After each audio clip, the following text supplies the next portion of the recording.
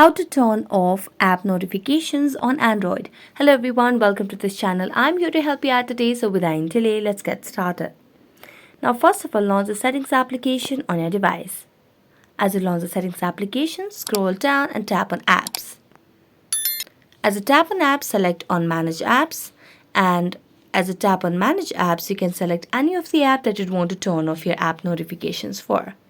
So you can simply wait for a while until all the app that you have downloaded or installed on your device to pop up, and you can just now see all of the apps. Now if you want to turn off app notifications for a particular app, now let's suppose for this app called Canva. So let me just show you like an example. So you tap on the application, select on the notifications, and simply what you need to do is tap or toggle off this option of show notifications. And there you go. You'll be able to turn off app notifications for Canva on your Android. Now you can do the same process for all other apps that you do not want to receive the notifications for.